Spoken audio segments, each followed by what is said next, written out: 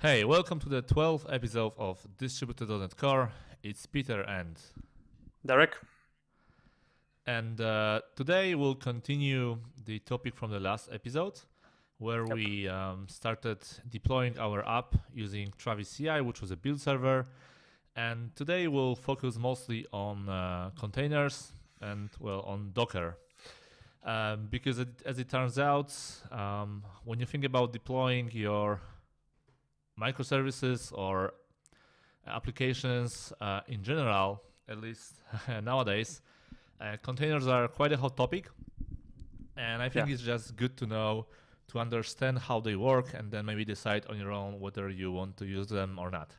So Yeah. we'll. I would say Yep. this is like once you at the very beginning when you actually when you're getting familiar with Docker, it's kind of weird thing to use because it's something additional thing that you actually need to learn and use, and for the first time you might be kind of confusing about this.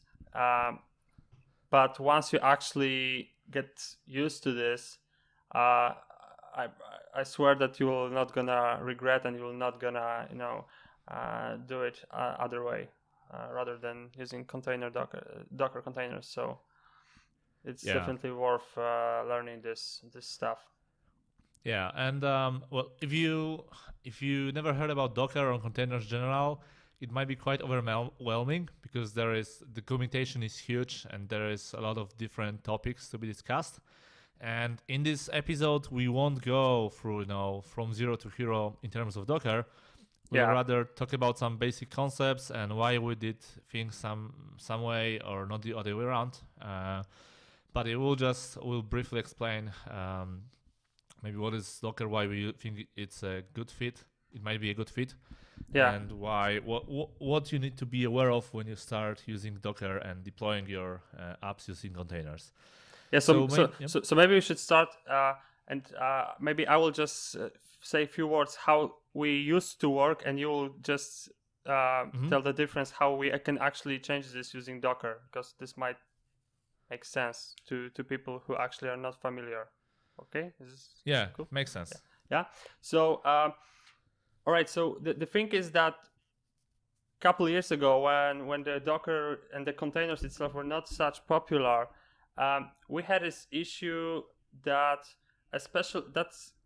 happened especially once you actually finish some application and you wanted to kind of maintain this, that you had to I would say that you, in order to make it maintainable, you had to kind of the typical way of doing this was kind of creating the snapshot of your virtual machine, and that snapshot contained all your current infrastructure. That means that all applications that actually had to be part of your whole system, and not only the applications, but each application had to be in exact version, because you can imagine that you have some dependency, and one day it bumps and had some breaking changes. So once you would upgrade this, your application would be broken, because inside we would have some errors that need to be resolved. So the typical way of dealing with this was simply creating the whole snapshot of the virtual machine,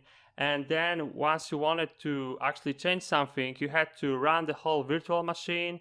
That was kind of slow, because the virtual machine is, I think that as if you have ever worked with the virtual machines, it's not that efficient, and it's sometimes it gets kind of slow. And of course, this whole process was not only about the maintaining the application, but also developing new applications, because we had this issue that, let's say, me and Piotr work on some application, and I joined a little bit, let's say 2 months after he actually started, and I want to create the exact same environment that he has on his local machine.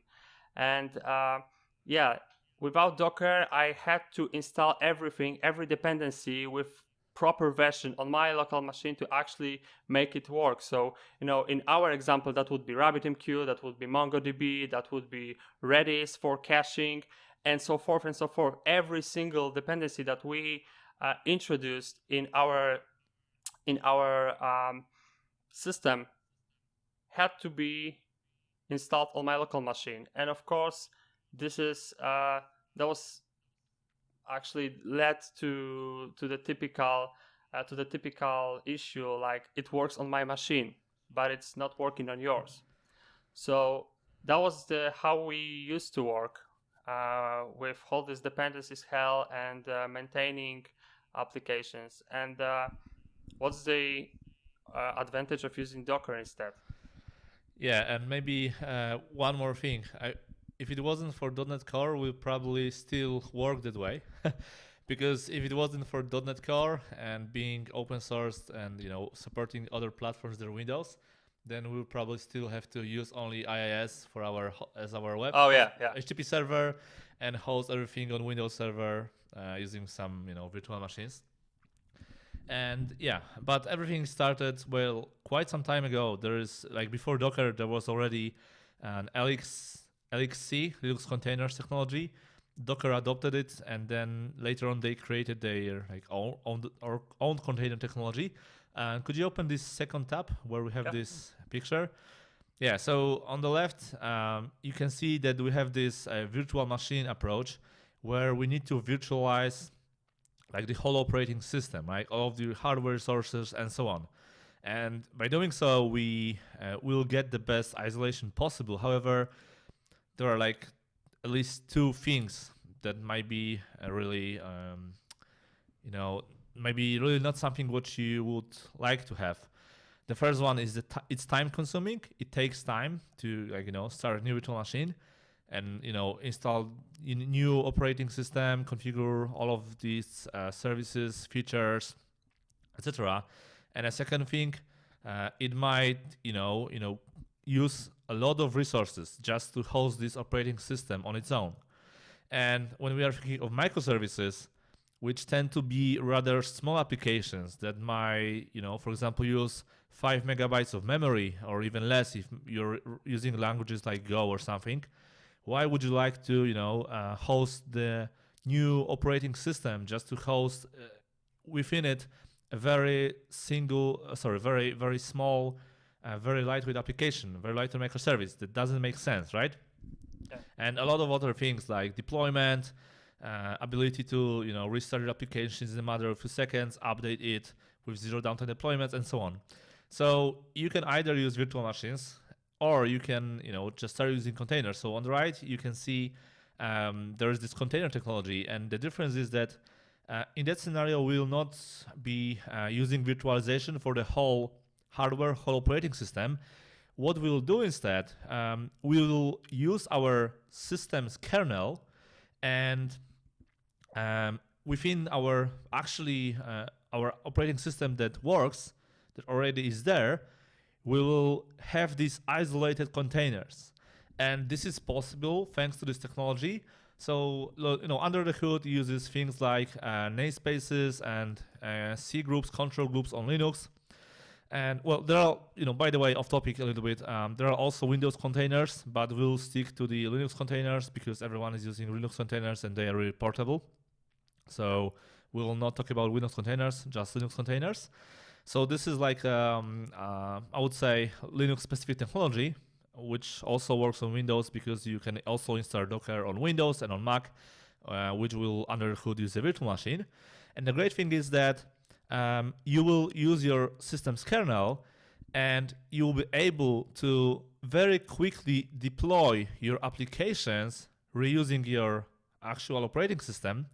And these applications, they will think like they are here on their own, like it's their own fully separate, fully isolated environment. And this is really great because I don't need to, I don't need to virtualize a new operating system. I don't need to, provide the resources for my hardware. All I need to do is simply maybe install Docker or install RKT. Yeah, there are also other container technologies that you can use, but Docker is the most popular one. And I can host my applications here in these small containers. And what I will get by doing so, at first, they will start, restart. You can update them in a matter of seconds. So this is very, very fast. Also, when you think about performance, you can look for some benchmark statistics. This is pretty much the same as if you would run these applications natively. So this is pretty much the same performance, and the overall consumption, like additional consumption of memory or CPU, is like nothing. So you are getting sort of native performance, pretty much almost a full isolation, and you can deploy, restart, update your applications very quickly. And of course, later on, you can add network to them, so you can start communicating with them.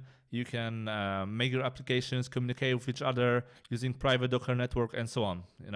And this is how you can start working with containers, and this is why this is a good fit. So just to sum it up, when we think about virtual machines, it's like we virtualize the hardware itself, then we have this guest operating system, and on top of that we have our process with the dependencies, while in Docker we only virtualize the process, right? And this makes it that fast. Is it right?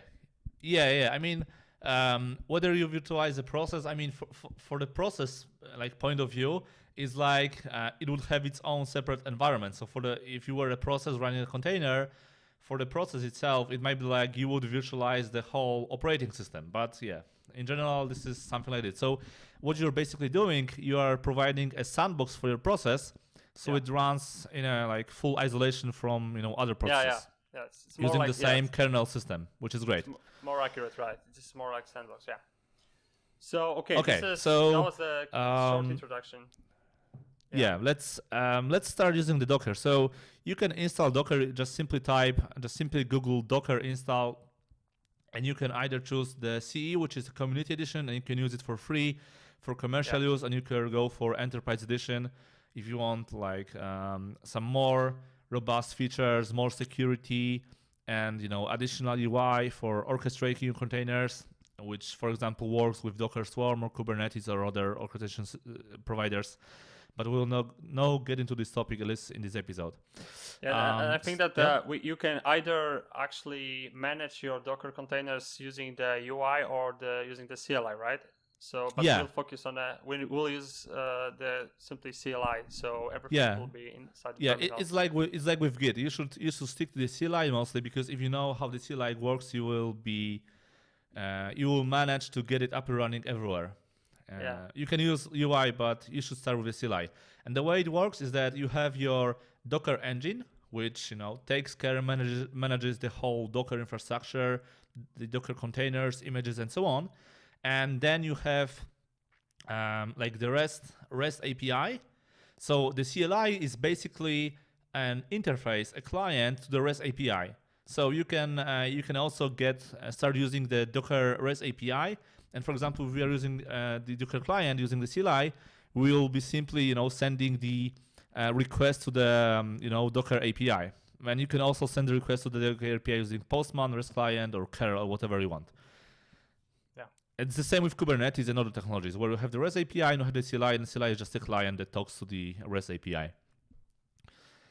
Yeah, so I think that we should start with the very basic stuff here, and we'll of course do some Docker stuff inside our discount service, because that's what we actually added.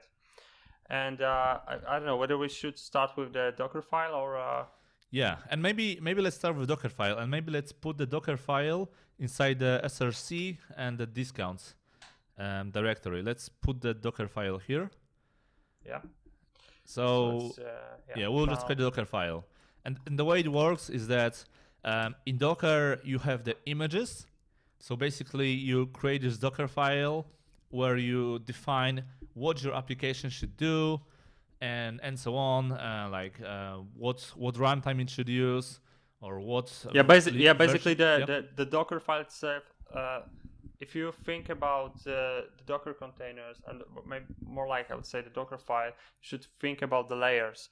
And so actually, the one layer for your application, let's say you're creating some, I don't know, some Node.js application. So you will need to actually get one layer from the Node.js registry that actually provides you this this layer that actually your application will need for working. And that's how you can actually imagine of constructing this containers, because one app may have several different dependencies, and they are built on top of each other.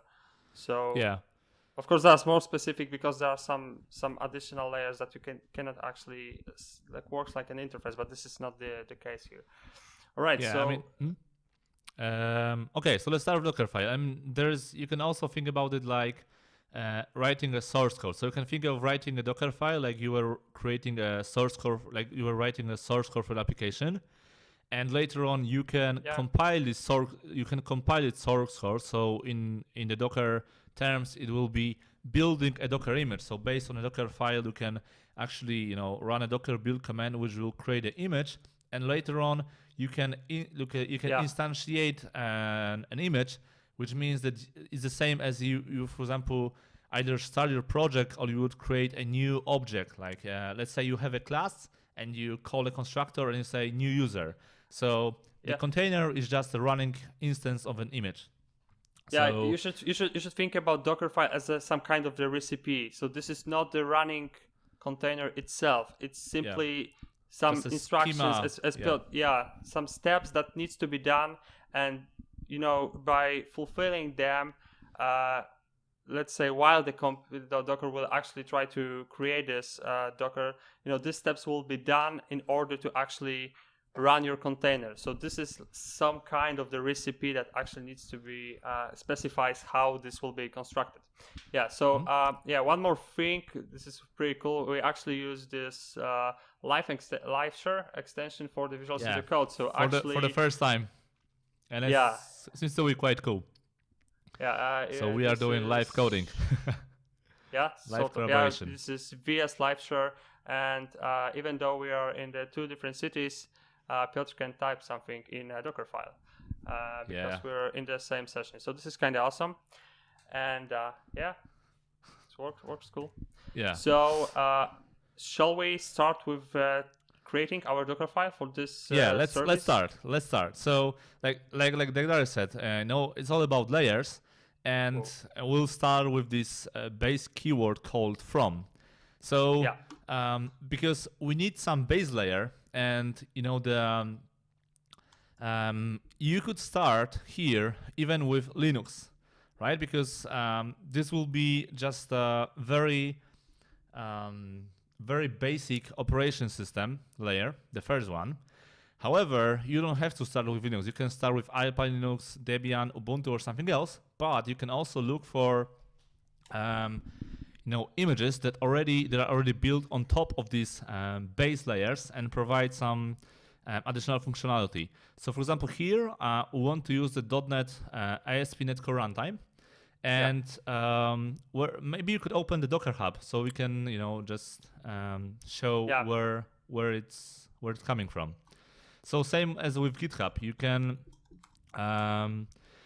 go to GitHub and browse repositories. You can go to the Docker Hub, simply type here in the search area the name of the image, the name of the service that you're interested in, like SQL Server, SQL Server, Redis, MongoDB, RabbitMQ, whatever, and just look for the image and attacks. So we'll use this .NET, and we'll use the ASP.NET Core runtime, which is the tag. So this is where it's coming from. Yeah, and if you see, this is the Docker file that's actually that was built for this ASP.NET Core runtime. Yeah, so if you will just try to inspect and go from one Docker file to another, you will see that each Docker file is actually dependent on some others, and that going down will actually have to reach some OS like Ubuntu or something. Yeah. So of course we did not specify that we need some OS in this case, but believe us that somewhere deeply there, someone had to actually reference that from Ubuntu or something. Yeah, if you now start going up and up and up, probably the first layer with something like Debian or Alpine Linux or something like this. Yeah. Okay, so right. this is so we have first one. This reference that we actually want to get this ASP.NET Core runtime. What's the next step? So we actually create the work here, right? So this is what we will use. What will be our like base layer. Now, what we want to do? So since we want to use the runtime, we don't want to use the SDK, at least for now, which means that we have to provide already published files. So we can use the copy. Oh yeah. And we can just copy the file. So source destination, and maybe let's assume that we'll maybe use bin docker, just to see that you can use any directory. So we'll copy from bin docker. I think it's just, And let's just put a dot. We'll copy it here as the destination. Yeah, but okay. I don't know why it's okay.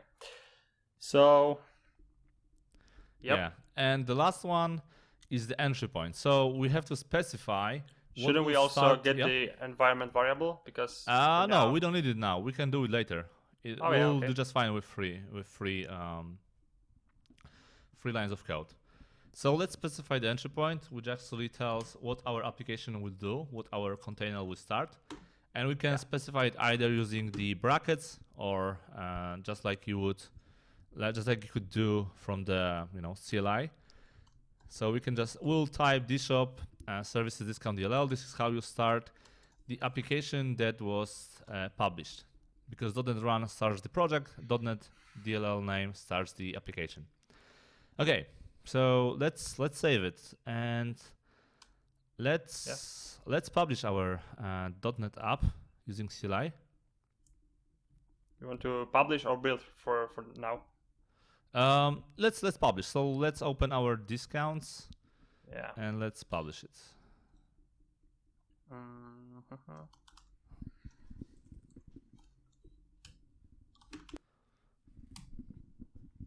Right. Just to make sure we have Dockerfile. All right. One more thing here. Right. We have the Dockerfile. I see. All right.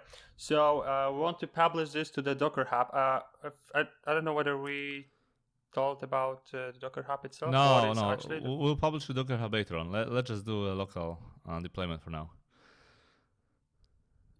You mean what? The .NET publish or .NET publish, just .NET publish for now. Oh, okay. Because I had no clue. Right, so and let's put the release flag because we want to have the release. One typo. Yeah. And let's also say -o, which is the output, and it's gonna be bin docker because we specify Dockerfile is going to be bin docker. I don't know whether I have to put the dot. No, there is no need, but okay. So this is it, and just okay. Good. Got published. So now we have our application published into bin docker, so we can try to build the Docker image. So let's just do a Docker build. And dot. You have the Docker. Yes. And the -t dot as the last one. So our name will be just maybe dshop.services.discounts. Yeah. And it has to be lowercase, everything.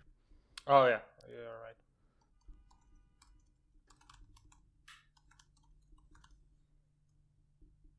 Okay, so let's see if it's gonna work. We don't need to specify a tag here. If you don't use the colon and the tag name will be latest by default. So let's just leave it without a tag. Jesus Christ. I'm not that good with this typing stuff.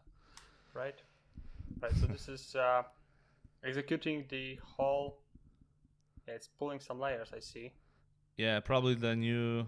Maybe you didn't have this layer before, or there's been some changes. But I again, don't know. if you don't have the I layer, it think, will pull it for you anyway. So yeah, what? it's So quite fast. basically, So it's doing the Docker pull and image name under the hood, same like with Git pull. all right. Okay, cool. So we have this identifier that actually something was built here. Yeah. So we can you can type Docker images, and there should be our image. Right. It's here, yeah, the first one. DShop services Yeah. discounts. Cool. And as you can see, the default tag is latest because we didn't specify any tag here. And we can try to run it. Of course, it will fail because we don't have the RabbitMQ up and running and we're in a different network. But you can just type docker run and see if it starts with an error. And yeah, so I think that this is not copied. I'll just use its image ID. I'll just use the name. It'll be fast. It will be more readable, I think. Just use the image name. DShop services discounts. I don't think this makes difference, right? Probably not, but I know. Could be some typo or in the Docker file or missing file. Can you check the directory of bin Docker? There is a typo. Discount. It should be discounts DLL. Oh, it's here. Yeah. Okay. And save and rebuild. Yeah. Yeah. If you build the same with the same tag, it will just update your latest image with the new version. Yeah. Okay. So let's try to run again. See what happens. I'll just use it now. Docker run. Let's see. Should we? Yeah, we have this. And it's great. So this is actually the good thing. Yeah. So now the specified paths were reachable, and that's one of the issues that we actually faced this quite a few times, right? So because this is the isolated environment, and the local host refers to the local host of the actual container, and we try to connect with RabbitMQ, which was obviously not the part of this. Yeah. So this is actually the first time that we actually get the exception, and it was predicted, and it's a good thing. It's a good thing that we get this exception. I'll just clear because this now makes more sense. Yeah. Right. So we have this Docker image, and we kind of know how to actually run this to transform this into fully running Docker container. So I don't know whether we should actually go to the Docker hub for now and see how we can actually publish this. Maybe let's try to get it up and running first, and maybe let's extend our image a little bit. So what we can do, so maybe in order to make it work, let's say that we'll have the new app settings. So maybe let's create the app settings.docker.json file. Let's say that we'll create a new app settings. And of course you can use Vault, but for this local deployment, for this demo, we'll create a new file. And what do we need? So we'll need the RabbitMQ. I mean, besides the Mongo, the console, Vault, and so on. Let's just make sure that RabbitMQ will work. So let's just go to the RabbitMQ section, and let's copy the whole section. And just to make it work, let's just change the host name. And we can use either host Docker internal or Docker for Mac or Docker for Win localhost. So we can give it a try with host Docker internal, maybe. Yeah. Because you have to remember that the containers are isolated. And for the Docker localhost, for Docker container localhost is its own. The container is the local host, for himself. So if you want to talk between containers, the one container as the RabbitMQ, the second one as our API or a microservice, you have to put them into the same network or use some magic namespaces like we are doing here, at least for now. Okay, so let's now let's get back. Let's save this file and let's get back into our Docker file. and let's put there our environment variables. So let's add two variables, and the first one will be ASP.NET Core environment underscore environments, and let's say we'll type in Docker. So what we'll do, we'll basically load the upstrings Docker JSON. And the second one, the ASP.NET Core URLs, and let's specify here the URL. So let's say it will be, again, localhost 5000.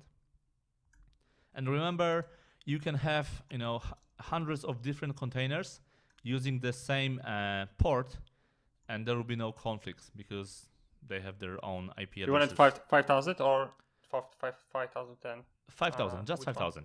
Yeah, just 5,000. Okay. It will be enough. Okay, so I think it can be. You could actually expose this port. Oh, yeah, but it turns out that expose is no longer needed. So you can just type here expose. Let's just say you type in expose 5000. But if you look into the docs, at least as I am aware, so previously, if you didn't use the expose, you couldn't reach your container even within the private Docker network from the other container. So you had to use expose. If you wanted to have this private port being open within the Docker network. But now you don't have to do it. You can get rid of expose, and your container will be available in a private Docker network. So this is here. I think that they only kept it here just for some legacy purposes, so it's still compatible. But right now it doesn't do anything. So the container will be still reachable. So you can maybe comment this out because it won't matter. Or just or remove it. Just not to. Okay, so let's try to rebuild our Docker image now. Yeah. So, build. Right, have this. Yeah, and does it use the same name as previously? I don't know. Let's see. I think so. No, I think it's just non-image. Yeah, you have to specify the same name. Oh, actually, that's interesting that you can create an image which has the repository none and tag none. that's interesting. So you can create an anonymous image. I think that this works only locally because that would not be right for the Docker Hub. Because actually, here you can run this using the given ID. That's kind of weird to me. It seems more like a bug. It shouldn't be. It shouldn't be. So prohibited for me, but okay. Let's just create the same image maybe. So this counts. Is it good? Yeah, and the dot. All right. Yeah, the dot is there. Okay. Right. All right. So right now, what we can do? Do you have the RabbitMQ up and running? We'll see.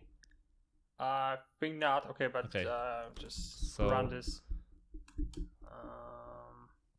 Maybe I'll just. Let's open another tab, maybe. Yeah. Oh, that's way too small. So DShop. Okay. All right. So Docker. You have the typo again.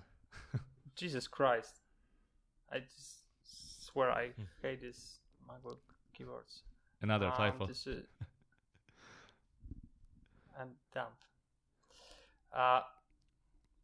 Yeah, I see now. Where is the Mongo Rabbit? Yeah, okay. This starts with Mongo, right? So app and with the detached modes, and no more stupid typos. Okay, let's just type Docker PS. Let's see if it's up and running. As you wish. It is. Okay. Yeah. And can you type, let's type the Docker logs, because you can look into the logs by specifying name or container ID. So Docker logs and Rabbit MQ. You can use your name or ID interchangeably. Yeah, okay, so Rabbit MQ seems to be up and running.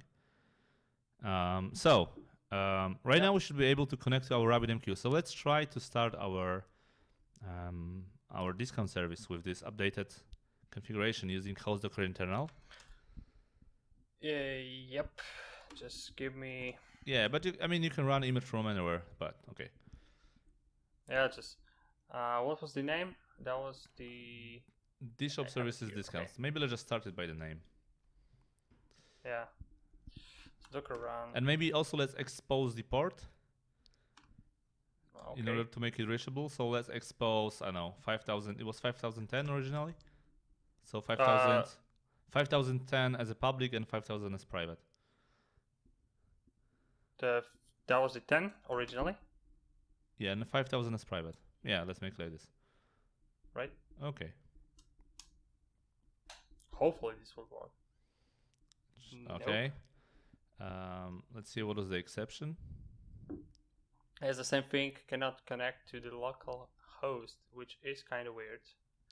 We can check the Docker file ASP.NET Core environment. I know what happened. You have to publish the .NET using .NET publish once again because the Dockerfile wasn't here.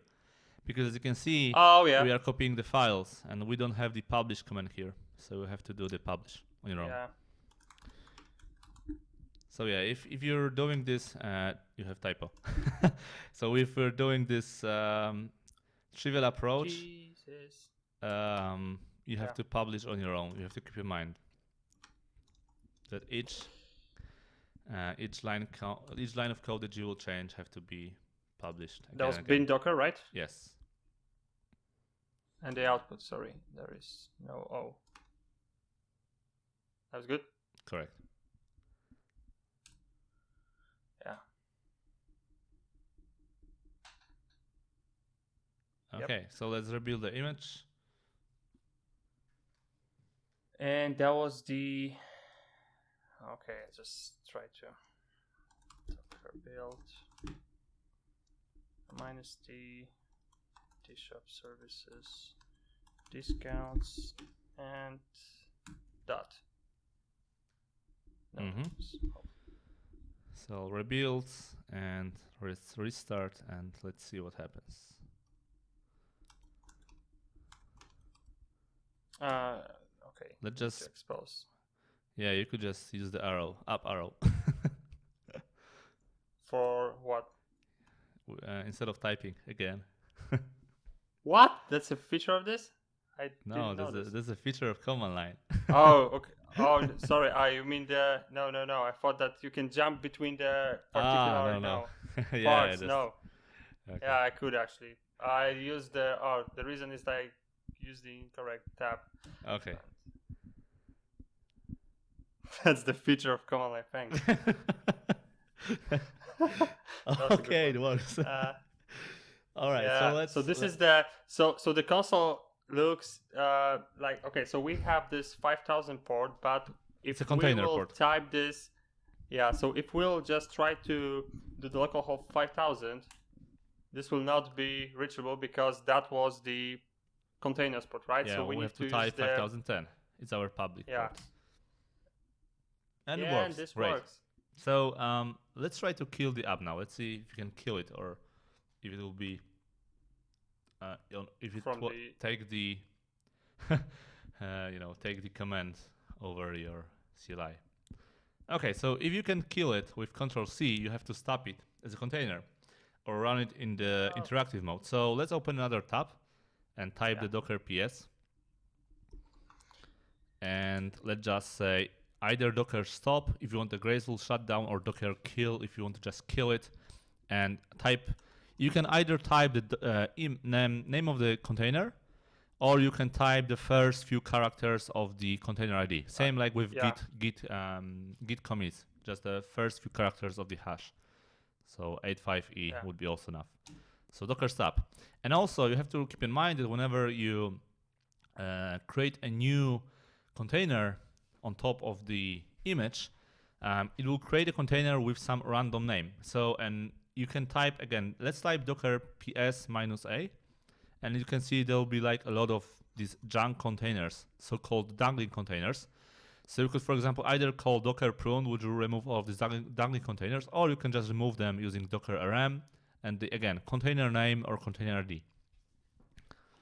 Yeah, it's a lot of stuff here. Need to clear this after. So so we can remove this previous container. All right. Oh, sorry, I didn't. Okay. That's it. Okay. So you want me to what? To remove this or what? Yeah, just remove this previous container so we get rid of this junk. You have to keep in mind that if you don't specify the name, you need to take care of removing containers or using the Docker prune to remove them. So let's just once again type docker ps -a, Yeah. and it will be probably at the very top. I think this. That's a good one. Yeah. Yeah, and you can use again container ID, first few characters, or the name, which is this goofy banzai, which is a random name. So just type docker rm 85e, and it should be enough. Or you're removing the container, not the image. You have to. Yeah, there is no. Oh, such sorry. thing. That was the. That was this? No. No. You're removing the container, not the image. So you have to specify either the name or the container ID. So 85e. 85e was this? Okay, sorry. Oh, okay. Had the typo. Should Okay. be, yeah. Removed. Okay. So let's get back into our Docker file, and let's create another one. So let's leave. Let's maybe go to our root directory and let's create another Docker file. And let me just paste the contents. So just create a new Docker file in the root directory. And where is my live share? Let's see. Is it still running? I think so. I think so it is. Let's see. Okay, I think I can see it. All right, so let me paste it. So Boom. I'll save it. Yeah. So this one is actually it's so-called Docker multi-stage Docker file. So the great thing about Docker is that it was introduced quite some time ago that you can actually create your you could create your own pipeline of which is sort of like a build service on your totally on your own using the Docker. So you can define different steps doing different things. So for example, here we have two steps. The first one says, I want to use this SDK image, and we use this S, similar to SQL, like alias, right? S build, I will call it build. And I will state here that I want to put my files into this working directory called app. I will copy all of the files, which means that I will copy all of these files in a discounts directory, which is src and so on. And then I will just execute .NET publish command with this release flag and -out directory. And then I will create another step, which will use our ASP.NET Core runtime. And here I have this, in this copy command, I have this special parameter called from, in which I can specify that I want to use the output from my previous step, which is build in that case. And as you can see, I have my build name as the first step, the first stage of this multi-stage Docker file. And because I specified in my first step that I have this app working directory, so I can just say from build app src DShop services discounts out, which was my output directory for the .NET publish command. And I'll just copy these files, set the environment variables, and just run the discount service. And I could, for example, create here another step for running .NET tests, and so on and so on. So I could have my whole build server in a single Docker file if I wanted to, which is pretty cool. Yeah. And you can also open this Docker ignore file. So similarly to the git ignore, you have to keep in mind that whenever you execute this Docker build, passing the dot as the current context, what Docker does, it will try to load all of these files, send them to this API. And if you have solution containing a lot of projects and a lot of these junk bin objects and other files, it could send even a few gigabytes of this junk, which is not needed, and it only takes time, and your resources. So you can specify in the Docker ignore whatever you want to ignore, and it will just take into consideration the source code. And you also have to keep in mind, But just to be clear, because I don't know whether you actually said what's the advantage of using the advantage is that right now you don't have to remember about publishing this over and over on your own again. Here I said I just want to call Docker build, and I want to have this published, tested, I want my entry point being set correctly as the last stage and so on. Yeah. So I only care And I about think running Docker build command and nothing else. And I think that this is quite significant difference in image size itself. After the Yeah, all of changing these intermediary containers are also removed. So the only layer, the only container, the only layer will be this last one. And you also have to keep in mind that whenever you are executing Docker build, it has the access only to your current directory and its subdirectory. So, for example, if we were to .NET publish without the release flag, and we were trying to use the commons project, which lives like one directory above our current Docker file, then the Docker build would fail because it wouldn't be able to access this directory. Yeah, and if you go to if you'll forget this and you will not, you don't want to just crawl through this video, you can simply type Dockerize the .NET Core application, and you will see exactly how you can actually use this multi-stage for for actually building your Docker containers. Mm-hmm. So this is you can find a lot of examples throughout the internet. All right, so let's try to Docker build once again, but right now in our root directory. All right. Without doing .NET publish on our own. Just clear. Make sure that we are good. And let's just execute Docker build. Let's reuse the same name and it should work. Right.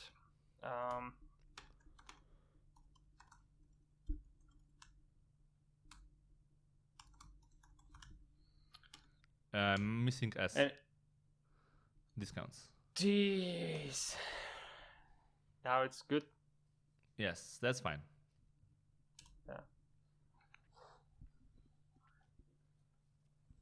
Yeah, so it's once again because we're using the different image here, because previously we used the runtime, now it's the whole SDK. We need to first, as you see, for now, this is the 300 megs, while we actually had the 50 megs before.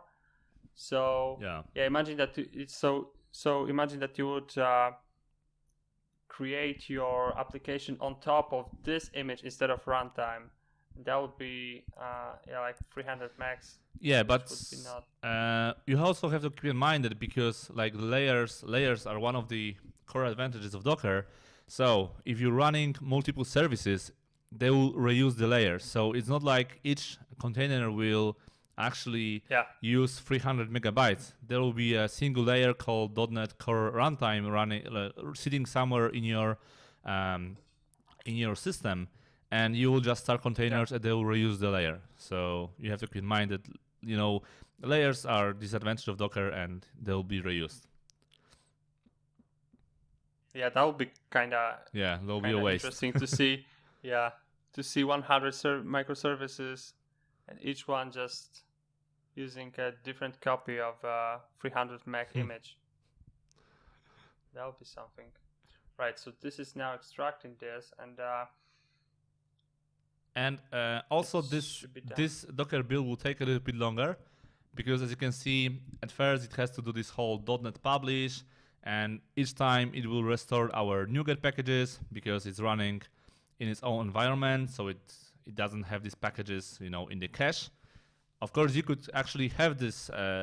You could add this layer just to restore and have these packages cached, but you have to be very careful with caching things in Docker. So but it's pretty quick anyway. It was quick anyway, and we can run this the same using the same command. So maybe let's run it, but with two additional things. The first one will be, let's specify the name. So let's put here our ---- name parameter. And let's just call it the DShop, or discount service, whatever makes sense. Right. Discounts. All right. Oh, jeez, no. I typed the... No. Christ. Yeah, I wanted you to type in a few more parameters. Yeah, I knew this, but I simply press this. Let's type docker rm-f, which is the force remove. Force remove and kill. Rm-f, -f. Which is a force remove and kill. Okay.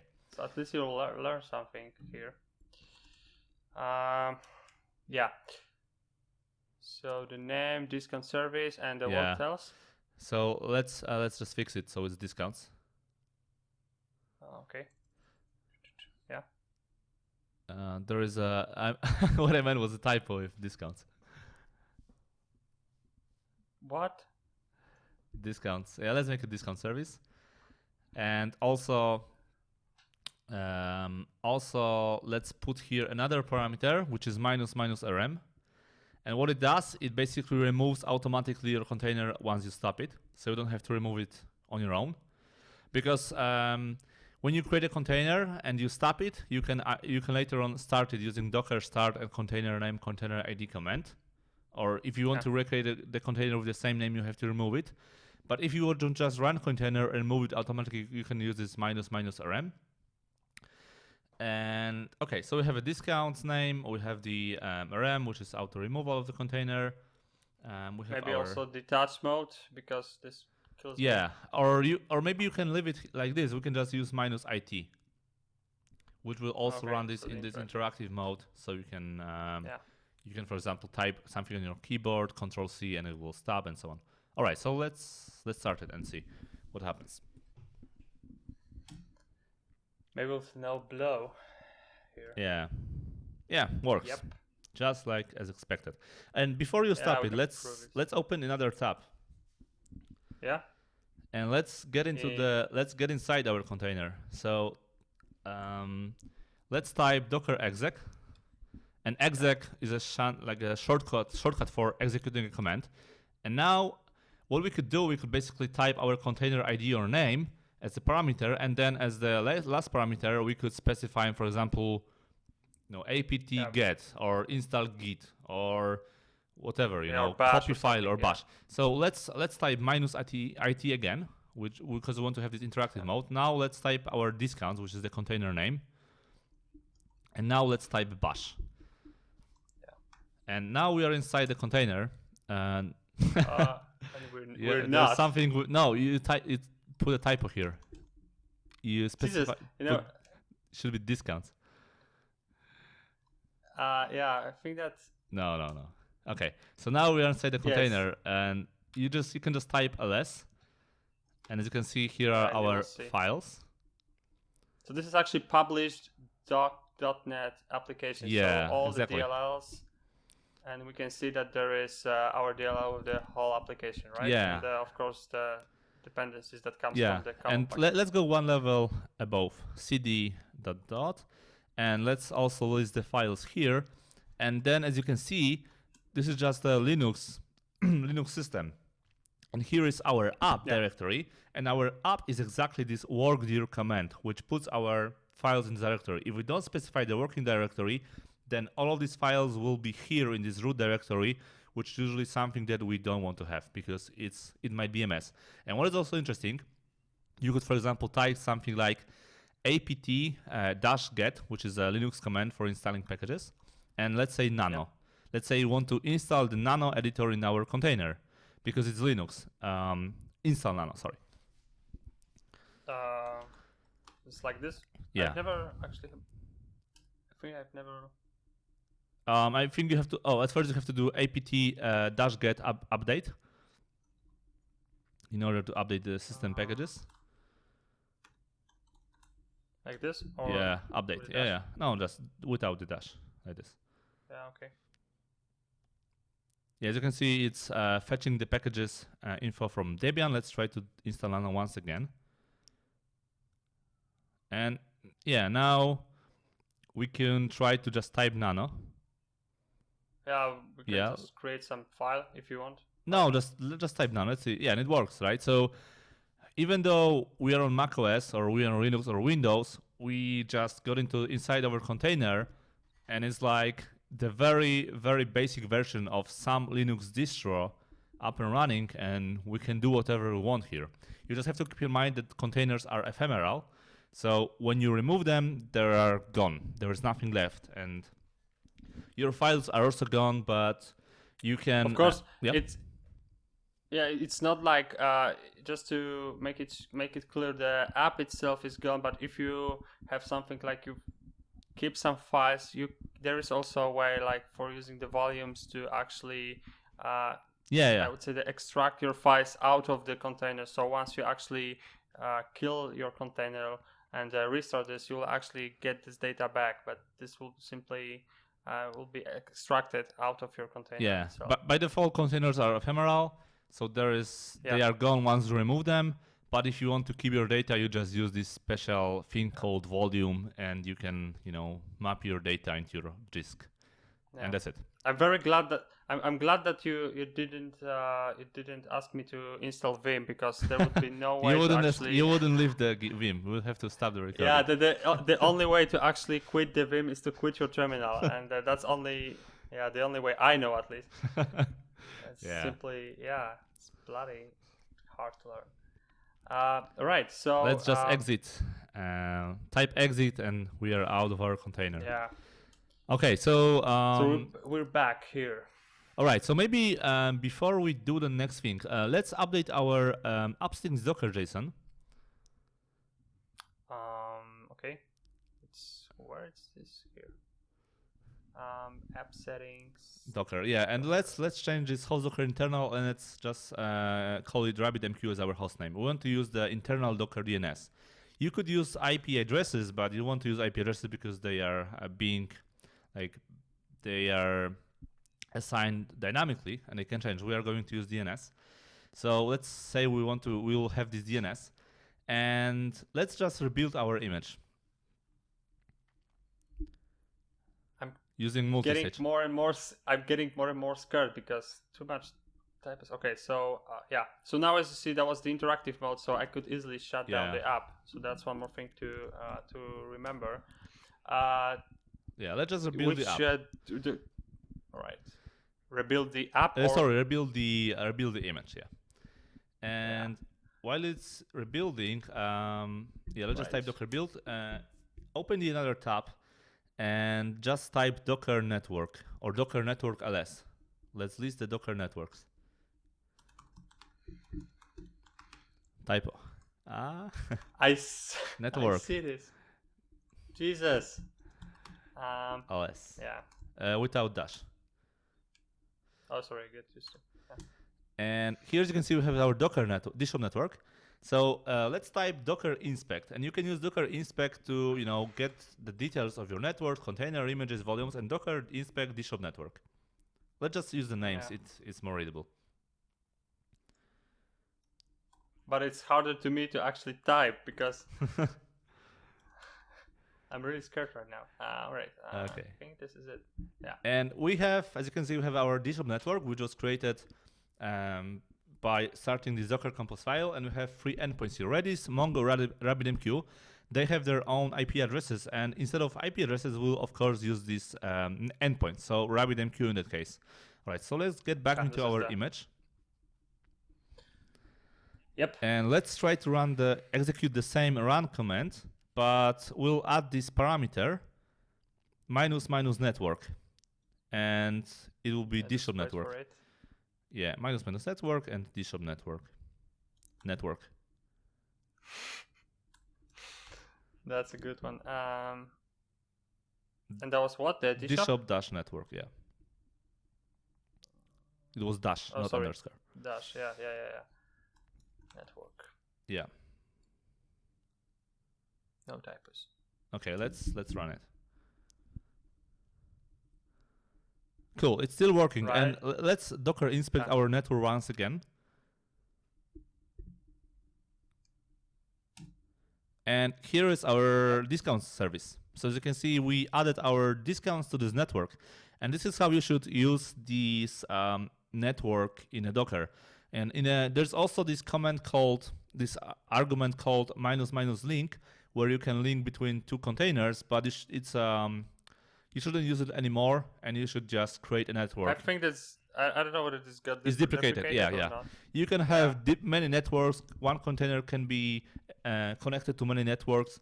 And you can either connect container like this, or you can also type docker network connect or disconnect network name, container ID name, and dynamically connect disconnect containers. Okay, so these are the very basics of Docker. And maybe let's try to send our Docker image to the Docker Hub right now. And do we want to do this? Okay, maybe let's do it manually at first, and then we can add Travis CI. Yeah, are you sure you want to do this manually? Yeah, let's do it. I'm sure it will work. Yeah. So let's open the Docker Hub and let's log into our account. Docker Hub, or you want to use it through the CLI? Yeah, we use the CLI, but at first we have to create a repository for our image. Oh, okay. So here is our account. We create a repository, and as you can see, you can also use this. You can link your account to Bitbucket or GitHub, but it's not as fast. The build process on the Docker Hub is not really blazingly fast. So if you want to have the fast Docker images build, you should do it on your own build server. So let's call it DShop.discounts.service. DShop.services.discounts. So we are. What was the convention? Maybe I just Yeah, DShop.services.discounts. So we stick to the convention here. Yeah. Okay. So you can see a lot of similarities to just source code, repositories, files, building, pulling, pushing. You can even commit your Docker images if you want to have the same Docker image sort of cloned and so on. No description, but just created. Yeah. Okay, so we have it. We have the empty repo right now, and let's. Yeah, so we have last push, never, and if no you tags. go to tags, you will see. Yeah. Okay, so let's try to push here our image. So at first we have to tag it. So we have to tag it using Docker tag command. Yeah. So just let me kill this app and clear. Yeah. And the first parameter is our local name, so Docker tag. Yeah. And it was called discounts here, right? Yeah, it was discounts, I think. Yeah. So Docker tag discounts. And here comes our full name, which is our username / the repository. So the first one is DevMentors as the username. You sure? Yes, I'm sure. I'm sure. Okay. DevMentors / and DShop.services.discounts. I thought that first you need to specify the name. I don't know why. Oh, it's like a full path using the username and repo. Okay. Yeah. That's correct. Enter. Yeah, and now specifying the tag. We want to it will be the latest tag, so we don't have to specify it. We could use colon and specify that. Let's see. Let's type Docker images. Yeah. Maybe it was a different name. Oh, use the full name. Okay. Apologies. So you have to fix it. Yeah. But basically, you don't have to use the same names for your local images and your remote images. They can be totally different. Okay, now let's type Docker login. So we will be able to log in into our account through the CLI. Not like this. Just type Docker login without any parameters here. You can use -u -p, but okay. Or maybe let's do Docker logout so you can show how it looks like. So Docker logout, and let's Docker login once again. And here's our username and our password. Yeah. But you can actually specify this using -u and -p for exactly. user and password. So, and you can also specify the stdin and the file name, which is more secure. But yeah. Okay, so now what we can use Docker push. So we can type Docker push and our remote image name, which is the username / repository. And mentors, and then we have DShop.services. discounts. And believe. yeah, let's see. Yeah. Hopefully, right. And it's working. So right now we are pushing our image, and it's been already pushed. Yeah. So if we go. Yeah, if we refresh it, yeah, we have. So a few seconds ago, something was pushed and was latest because we did not specify an tag. And you can see also this is the latest. So each one of you right now can, just do Docker pull because it's public image, fetch the image and run it on your local environment, and it will work. You don't have to install .NET Core or anything. You just need to have Docker, right? So this is really cool. Yeah. So and this applies to all the repositories. Yes, exactly. I think. Yeah. So as you can see, this is really quite an advantage when it comes to containers and this whole deployment, and doesn't work on my machine. Excuses or issues. Yeah, I think that was so far the best explanation I've ever heard. That the Docker actually. When it comes to Windows, it's still something. It doesn't work on my machine even with Docker, but usually it's okay. So you make laugh of the Microsoft's OS. That's a good thing. Yeah, doing the .NET Core. Yeah. All right. Everyone in Redmond will love you for this. Yeah. I know. No, wait, I'm kidding. Okay, so I hate Windows maybe let's now glue everything together with our Travis CI, and then we can briefly talk about Docker Compose. Yep. Yeah. Okay. So we are here. Yeah, and let's go to the scripts, and we already have this script for this Docker build. I think it was here or not. Let's see. It's here. Yep. Or it was it's .NET build. Docker, sorry. The Docker build local. I think this is it. Should be Docker publish.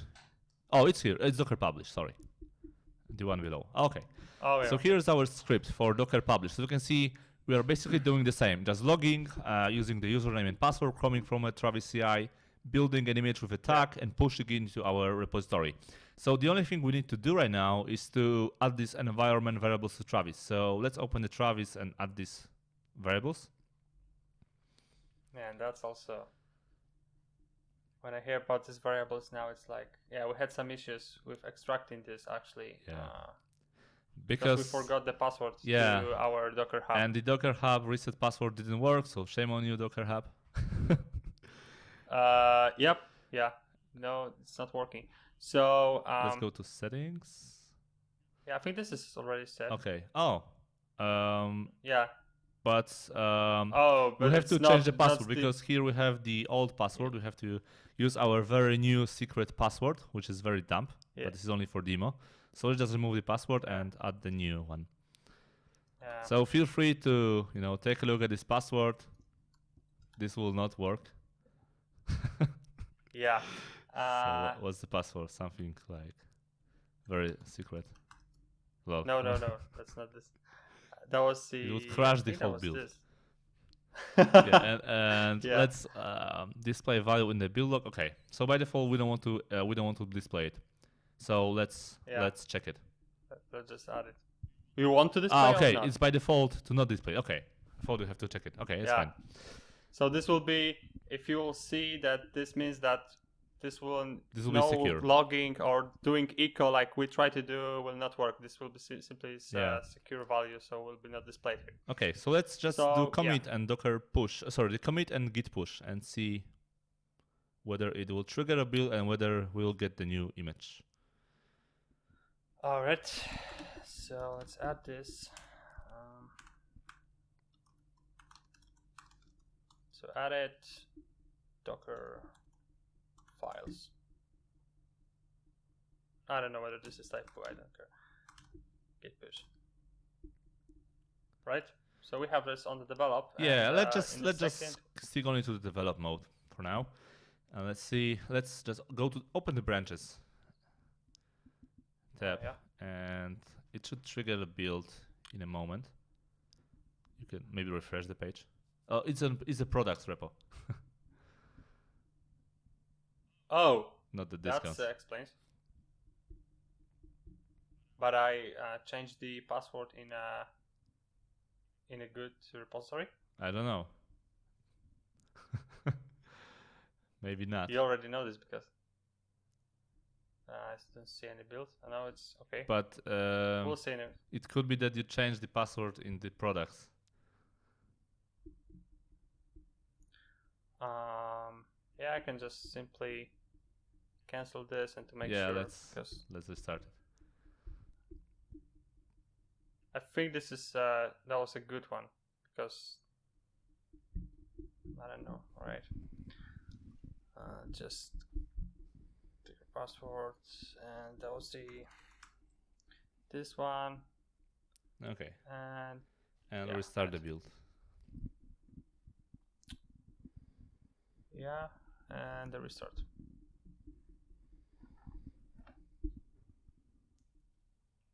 I don't know whether we need to. No, we are already queued. I thought that we'll need to wait for another queue. That's a good thing. Right, so the result itself should be that in a couple minutes after we actually succeed this build, we should see the new release in a Docker Hub, right? Exactly. Yeah, because for now, if you go, you will see that we published 6 minutes ago, and we should see. And for some reason I'm logged out. No, I think. That's. Oh, it's interesting. How did it happen? I have no clue. Interesting. Okay. Okay, now I'm logged in. That's awesome. That was JavaScript. Yeah. So. All right. That was the punishment for typing I love Java. Yeah. Okay, so it's building. And as you can see, this is already quite a nice pipeline because you can do git commit, git push, and then you can specify the whole build pipeline in the single Travis YAML file. You can, specify the pipeline even in a Dockerfile, multi-stage file. Then everything will start. Yeah. Restoring, building, testing, publishing, and the outcome will be this Docker image that you can just pull and deploy somewhere. Yeah, and to the same thing as we did in with the migrate packages when we published either to the dev feed or the, let's call this production feed, you can actually use here the Docker tags for the particular for your particular Docker files to actually distinguish between something that is let's say for the developer purposes only and which is production ready. So this is also a cool stuff that you can actually use these tags to distinguish and later pull the particular using these tags to pull particular images. So we should let's see what's the status. Okay, it's getting now. there. All right. Yep. Now it logged and tries to push this. Yeah, at first it has to pull the layers because it doesn't have the layers. But later on you can also cache these layers in this build server, so it's faster in the next build.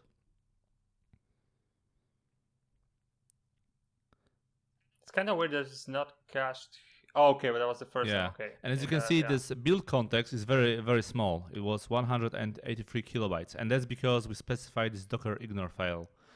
Because if we didn't specify this, there would be like, 10 megabytes, 20 megabytes or more, whatever is in these bin object files. All right, so it was just the first image. So this is really like this first stage of this multi-stage file, which will be .NET Publish. Yeah, second will be faster because the runtime is way smaller. Yeah. Hopefully. Okay, so yeah, but like one tip, like from my experience, if you want to have these builds as fast as possible, and you are already using .NET CLI, for example, to do .NET build, .NET test, .NET restore before you publish your Docker image, what you can do instead is, for example, during the first step, just do .NET restore, .NET build, .NET test, and then .NET publish, and then in your Docker image build, use this very simple Docker file which just copies the file after the publish. So you would publish the file in your during your .NET steps using .NET CLI, and then for your Docker build, you would just reuse those files after .NET publish from your previous step. So you don't have to use this Docker multi-stage, which does the same, just once again, and takes time. All right, so it was there, right? So cool. Yeah, so if you see, because we built this on a develop branch, we had this Docker tab set to the dev, and that's exactly what I said, that you can actually distinguish between the different builds. And if you go here, you'll see that we have this latest image. That was the one that we published for the first time. It was 10 minutes ago. And now we published with the different tag. It's called dev. It was a few seconds ago that actually came from the Travis CI. Cool. So this is cool stuff. And also for the updating purposes or rolling back, in our Docker publish script, you could, for example, specify additionally things like Travis build. So each build would tag it with the current build number. So each image would be unique. So you would have something like Docker tag 100, 101, 200, and so on. So you could easily roll back to the previous image version or just jump between different tags, right? If there was something wrong, for example, in the latest deployment, because right now we are overriding the already existing tags every time.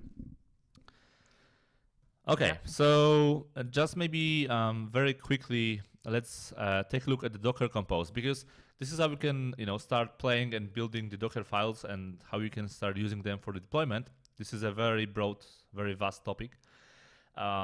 So maybe let's open our DNC DShop and let's take a look at this MongoRabbit Redis Compose Docker file.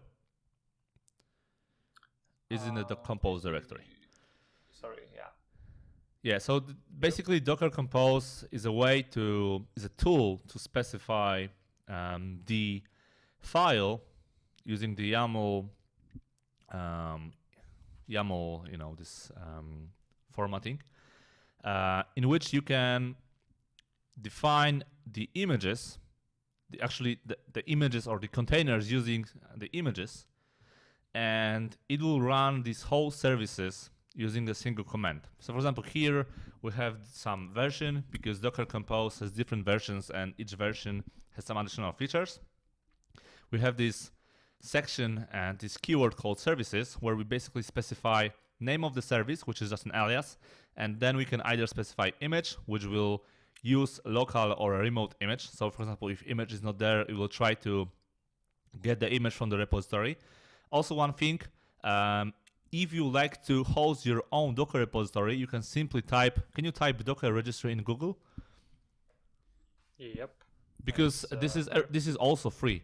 So for example, for some intranet, private, on-premise deployments, you can just type Docker Registry, and you can run your own repository for Docker images, just to host your images internally. And it's a funny thing, but it happens quite often that in order to run something, for example, Docker Registry to host Docker images, you run it through Docker, which is funny, but that's how it is. Yeah, we'll get to this. Yeah, Inception. Yeah.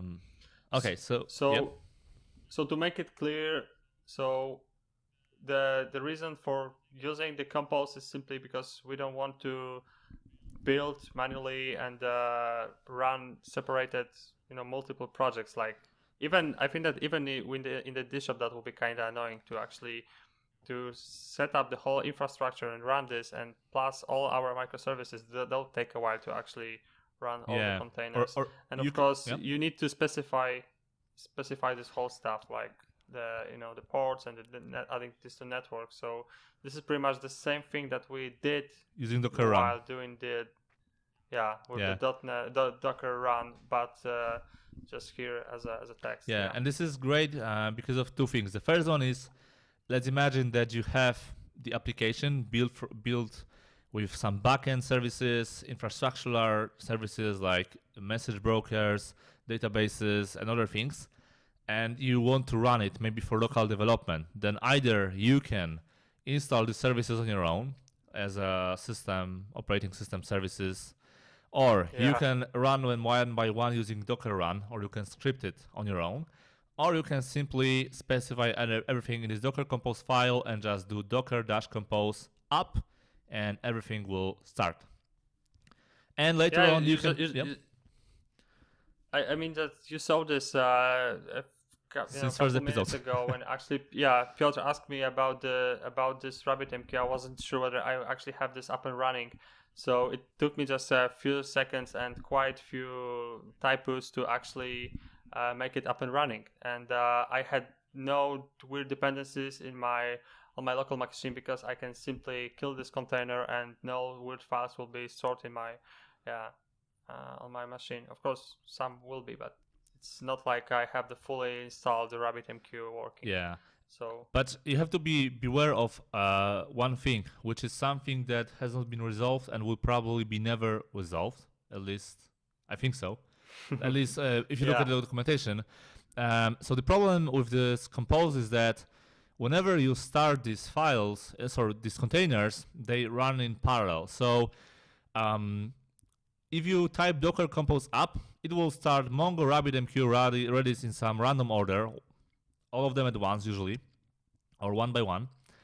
And so what it means. So for example, if our API or microservice depends on RabbitMQ, and if the RabbitMQ isn't available where our microservice starts, our microservice might say, I will fail because I cannot connect to RabbitMQ. And if we don't have any retry policy here, it will just fail, right? And even if we put everything into the single Docker Compose file, so our microservice and Mongo and Rabbit and Redis, and because all of them start in parallel at once, our microservice might be already up and running, but RabbitMQ isn't, and our microservice will just crash, right? Because RabbitMQ is still booting up. So what we can do? You can do two things. At first, you can either add some retry policy to your application, which you usually do, anyways. Or you can just, can you Google Docker Compose order? I think it will be enough. Yep.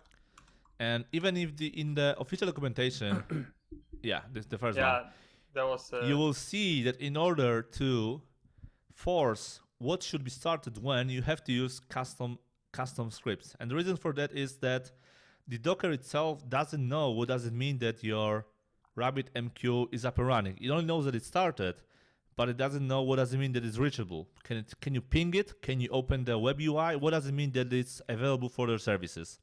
So you can use this wait for its script, which is available on GitHub and has a lot of stars. It's quite popular. Or you can do what we did.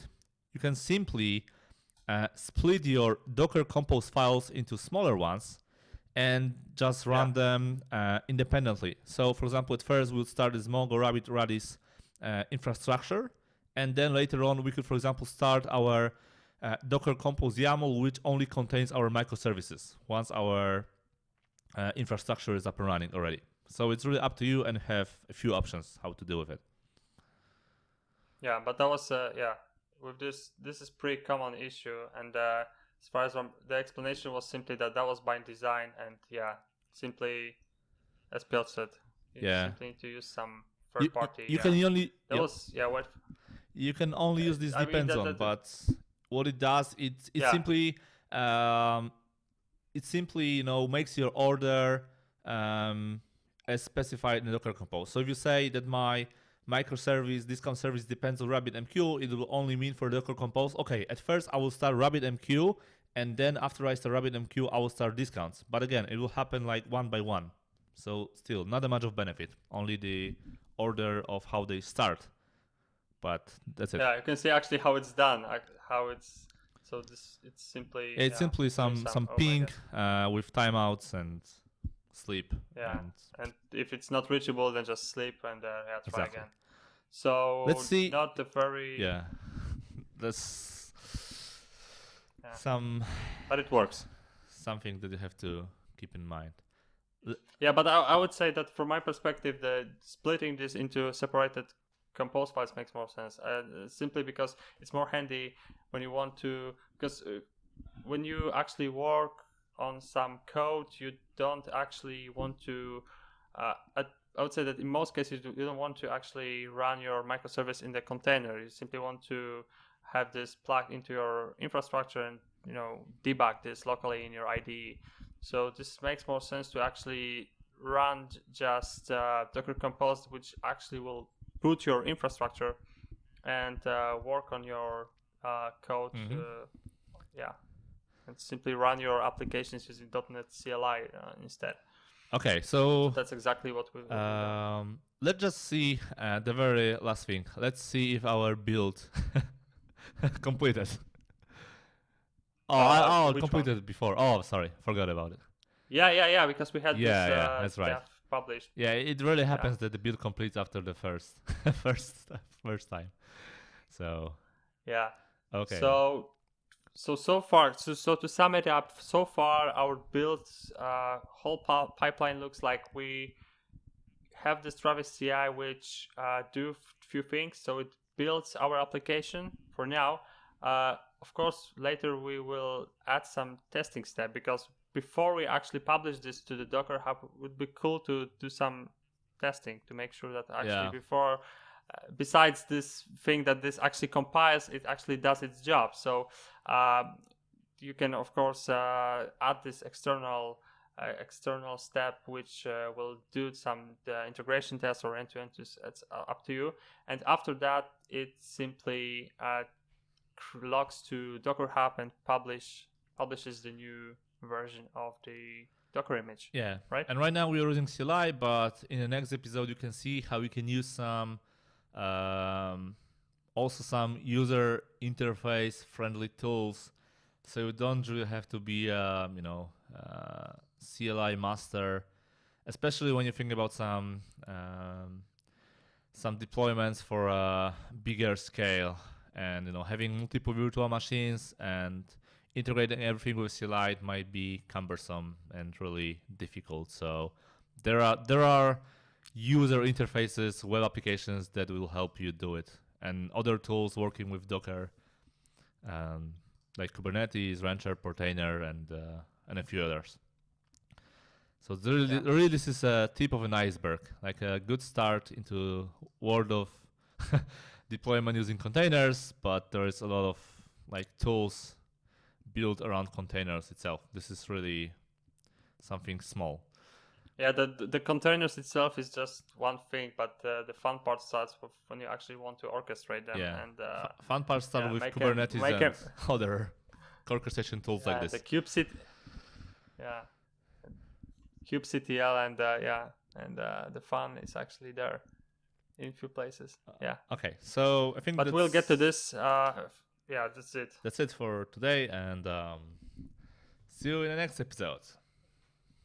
Yep. See ya.